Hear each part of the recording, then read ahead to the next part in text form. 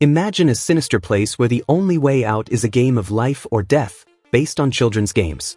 The cruel rule is, if you lose, you die. Terror spreads, and people clamor to stop. A clause allows the game to end if the majority agrees. A close vote begins, with a green button to continue and a red button to give up. People with various types of debts and problems with the law of various kinds, however, want to play. The score is 100 to 100, and the final decision falls to player 1, an elderly man. Everyone thinks he would choose to stay, since he only has a few days left to live. To everyone's surprise, he decides to end the games, and the survivors are released into deserted streets. Jihun runs to the police station to report what happened, but no one believes the absurdity of the story.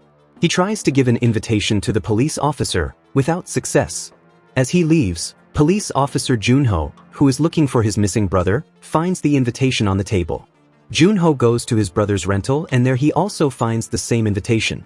Jihun discovers that his mother is in the hospital with severe diabetes, without money or health insurance. Tired, she confides in him, and Jihun promises to get the money at any cost. On the other side, we have Seibyo, whose younger brother is waiting in an orphanage, disillusioned with Seibyo's unfulfilled promise to reunite with his parents due to lack of money. Ali, another gambler, goes to collect a debt, but the debtor refuses. Ali uses force, crushes the man's hand in a roll and steals the money, giving it to his wife so she can run away with their son while he deals with his debts. Sang-woo is also not doing well. He calls his mother, who sees him as a success, when in fact he is broke and involved in shady business. The police look for him, confirming his financial ruin and illegal activities. Devastated, Sang-woo receives a new invitation to the game. With no other alternatives, Jihun tries to borrow money, but is denied. He meets the old player 01, who reveals that he wants to return to the game, because there he had a chance to change his life, different from the anguish of reality. Deok-soo, who also received the invitation, escaped from bandits by jumping off a bridge after stealing from them.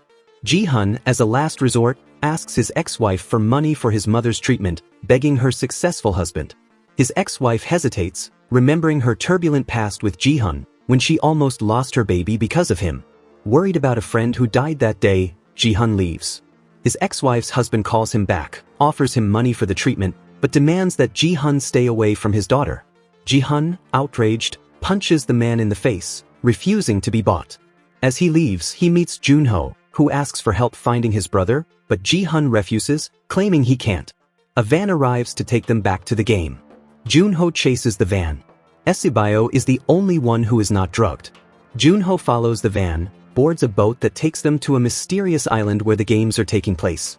He infiltrates the van, knocks out one of the masked men, dons his costume and assumes the identity of number 29, as it is forbidden to reveal oneself. Back home, Jihun proposes that they form a team to gain an advantage. His team includes Sang-woo, Ali and Old Man 01. Deok-soo's group is made up of bullies. He tries to recruit player 067, Seibyo, but she refuses. Player 212, an annoying woman, takes an interest in Deok-soo and wants to join his group, but he considers her useless. Later, 212 asks to go to the bathroom and Seibyo accompanies her. There, Seibyo takes a knife she brought and asks 212 for help to get into the ventilation duct. Through the duct, she sees the masked men melting sugar, which gives her a clue for the next game. When the time comes, Sang-woo says he saw Seibyo whispering to 212 at night and asks if she knows about the next game. He gets Seibyo to tell him everything, but he doesn't share it with his teammates, claiming it's risky to play together, asking them to split up before the game. It's announced that everyone must choose a shape from 4. Ali takes the triangle, the old man takes the circle, the star goes to Sang-woo and Jihun, last, gets the umbrella. Sang-woo had told them to split up because it was risky. They are given a pot with their chosen shapes. The game consists of molding the shape without breaking it. Jihun is in trouble. The time is 10 minutes. The game is for life. One player, 456, wins, but another, upset, surrenders the masked square, forcing him to take off his mask and kill himself. The masked man also dies for revealing himself. Jun-ho takes the square mask, which is higher in the hierarchy than the round one. With more kills, the prize increases, reaching 45.6 billion won, the total amount for the 456 players, meaning only one wins. The food is distributed to the exact number of players. Deok-soo and his group repeatedly take food, leaving others without. This leads to a riot and a general fight. Deoksu kills a man, and the masked men do nothing but remove the body, adding another 100 million to the prize. The message is clear. They don't have to wait for the games, they can kill each other at will. Jihun's group plans to protect themselves. He calls Esibayo to join them, since she is alone. While some bodies are cremated, others are taken by corrupt masked men and a doctor player to have their organs removed and sold, generating a fortune. In exchange, the doctor receives advance information about the next games. The night turns into hell, with deaths everywhere. 212, after gaining Deoksu's trust, performs an intimate act with him. They develop a love-hate relationship, promising each other that they will come out alive. She warns Jihun that she will kill him if he betrays her. The bad news is that the doctor has joined Deoksu's group and already knows what the next game is. Before that, the players are instructed to form groups of 10. Sangwoo suggests that his group only look for men, claiming that they are more likely to be better at the games. The betrayal is already spreading, with Deoksu leaving 212 aside because he considers her weak, since he already knows the next game. Esibayo finds a lone girl, player 240, and calls her to the group. Jihun's group is made up of several women and the old man, the worst possible team for a game of strength. 212 joins them, completing the team. The game is the famous tug-of-war. The first group is Deoksu's, made up of only strong men. The rule is to pull the rope without losing, or you die. They are about to win, but the other side's strength is greater. In the final seconds, Sangwoo instructs everyone to step forward to unbalance the enemy and then pull the cable. Only Deoksu and Jihun's teams remain. At night, Jun-ho dons the round mask and is called by one of the masked men, because number 29, whose place he took, was part of the group that steals organs. One of the masked men complains that he didn't get all the money from the last delivery because the body only had one kidney. Jun-ho asks what happened to the person, and they reveal that they killed him. The mistake is that number 29 was there that day, which raises suspicions. While Jun-ho and number 28 deliver the organs, the doctor, after doing the job, asks what the next game will be. They say they don't know, because they haven't been notified yet. The doctor freaks out and subdues one of them. The other masked man tries to fight back, but ends up being killed by the doctor, who runs away. Suspicious 28 forces 29 to take off his mask, revealing Jun-ho, who is already pointing a gun at him. Jun-ho reveals that the dead player was his brother, since the only kidney he had was donated to Jun-ho. 28, however, says that the person with a kidney was a woman, and that Jun-ho can check it on the leader's player list. Jun-ho kills 28. The fugitive doctor is found by one of the masked organ traffickers, who takes off his mask to make him turn himself in.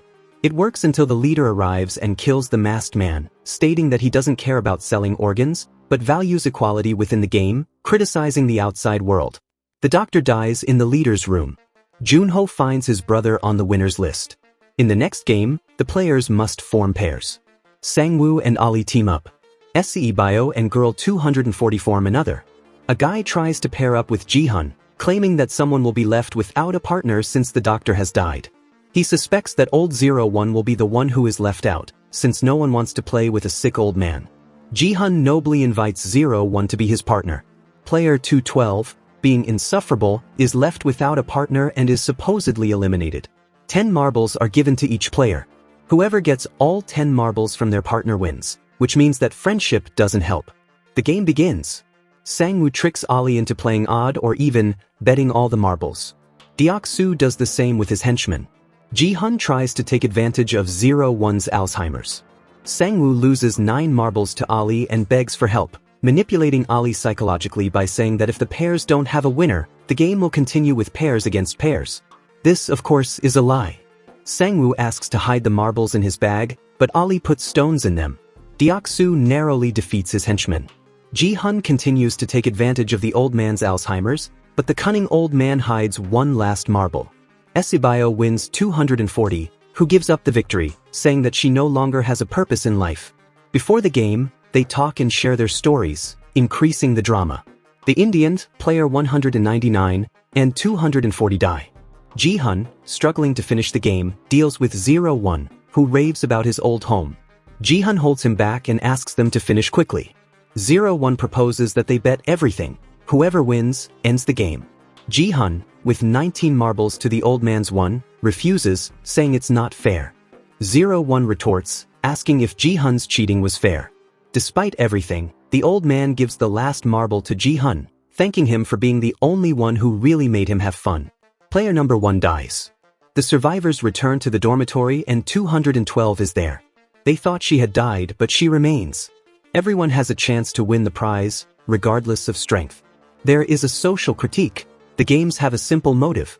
The VIPs arrive, extremely rich men. They are there to watch the games in person and bet on the winners, like a horse game, but with people. An obese VIP loses the bet because his chosen one committed suicide before the next game, after losing his wife. The players must choose a vest numbered from 1 to 16. Most choose numbers in the middle. A woman suggests that the number indicates the order of play, so Jihun chooses the last one. A guy insists on having number 1, because he wants to feel important and control his life. Jihun gives in, taking the last number.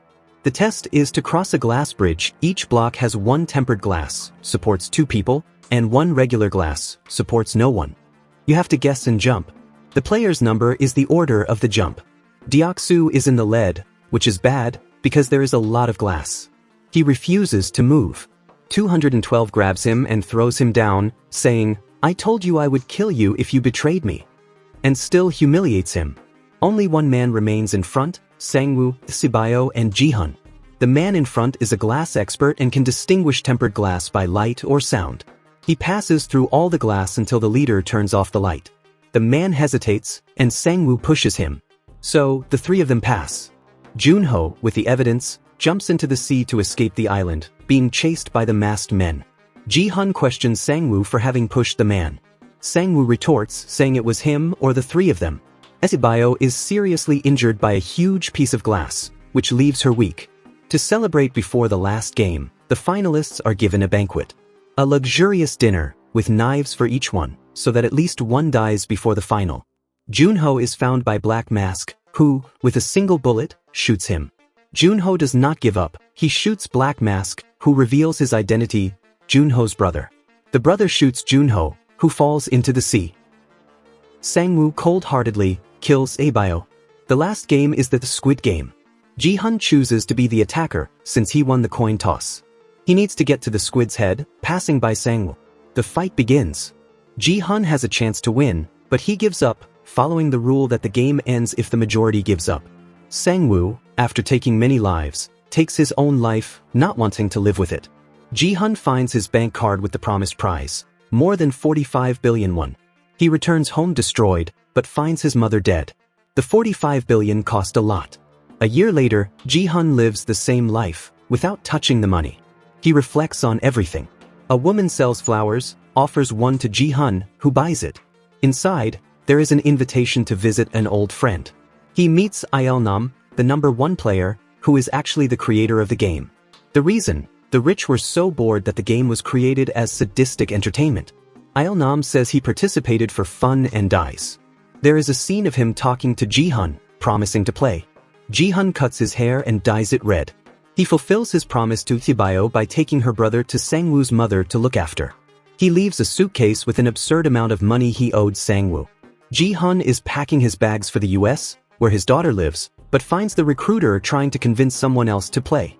Jihun tries to catch him, but he runs away. Jihun warns the man not to play and takes the invitation. Jihun calls the game's number, promising revenge. Black Mask tells him to get on the plane, but Jihun decides to seek revenge. The second season picks up right where the first left off. Jihun seeks revenge and discovers he has been tracked, ripping out a chip behind his ear with a box cutter. Jun-ho survived and works as a traffic cop thanks to a captain who found him floating. Jun-ho spent years asking the captain for help finding the island, without success. Jihun finally uses the money to pay off a debt and hires the gang of bandits to find the recruiter at every station. Jihun's gang searches for the recruiter, and Jun-ho, with the captain, searches the island. At first, they find nothing. When the bandits give up, thinking the story is a lie, they find the recruiter luring a debtor. Jihun is warned. The 2 hired thugs chase the recruiter, who buys slushies and bread, giving them to the beggars in the square, giving them a choice, bread or slushies. The addicts take the slushies. He throws the food away, stomping on it. The henchmen try to capture the recruiter, but they are careless and cannot stop him. The 2 are taken to play Russian roulette. The recruiter puts a bullet in, spins the drum, and whoever loses the Jokenpo points the gun at their head. It gets boring and the recruiter reverses it. 5 slots with bullets, 1 without. The leader of the henchmen loses and dies. Jihun returns to his inn and finds the recruiter, who found him after receiving information from the surviving bandit. Jihun talks to him, who does not reveal anything about the games, saying that he does it because they are trash, and that he was born to work, killing his own father. A complex character. The recruiter invites Jihun to play another Russian roulette. A bullet in slot 5, but without spinning the drum. Each one pulls the trigger. The atmosphere is tense. There are 2 slots left for a bullet. Jihun pulls and survives. The next shot has the bullet. Jihun manipulates the recruiter psychologically, calling him the leader's dog. The man shoots. The psychological drama is absurd. Jun-ho, investigating, arrives to arrest Jihun, but the surviving henchman hits him. Jihun and Jun-ho meet and team up to end the game. Jihun has money to pay more bandits, a troop and an arsenal of weapons. Jihun visits Sang-woo's mother and Esibayo's brother, who has grown up a lot. He tries to take the boy's mother urgently, but her situation is complicated. He leaves, and player 11 goes looking for her daughter, giving money to a man, even though she thinks she is dead. At night, player 11, who lives in her car, receives a visit from another recruiter who invites her to the game. In conversation with her mother, we discover that Jihun is adopted, and his wife has passed away. The first step in Jihun's plan is a dental implant with a tracker to find the island. They go to the place where Jihun will get into the van, a Halloween party, which makes it difficult for the henchmen to act. Jihun is taken by a masked man in a limousine and talks indirectly with the leader via audio. He says he will put an end to everything, and the leader responds that people accept of their own free will, and that the game will continue if the world does not change. The henchmen's cars are shot at by masked men with snipers. Jihun's strategy changes. He convinces the leader to accept him back into the game. Player 11 also participates, not as a player, but as a masked woman. Jun-ho, the captain and the hired henchman set off in search of the island. Jihun wakes up on the island and prepares for the games. New characters. A shaman who speaks of spirits. Everything was going well, but then confusion arises. One of the players gives up and the other does not. In-ho, the famous number 1, is the boss of the game in disguise, Black Mask, Jun-ho's brother. In-ho joins Jihun, asking what the next game is. Jihun says it's the shape-shifting game and suggests the triangle, which is the easiest. Another less important character is Daeum, from the Navy, who joins Jihun's group. The deputy chief in the black uniform, who used to sell organs, discovers that a masked man is cremating bodies to avoid organ harvesting. A masked man saw player 11 doing this. The deputy chief confronts her. They've known each other for a while, he helped her with a job. She doesn't answer and leaves. The next game is different, harming Daeum and generating distrust from those who want to accumulate money. Before starting, teams of 5 are formed. Jihun's team includes In-ho, Dae-ho, Young-bae, Jun-hee. No one knows In-ho's true face, always masked. Jun-ho didn't tell about his brother. The game, 5 players with 1 foot tied to the other. First objective. Walk like this until the first game, the classic card game. Then, the next game, played by the next player on the team, is to hit a stone with another. If you miss, you have to go get it.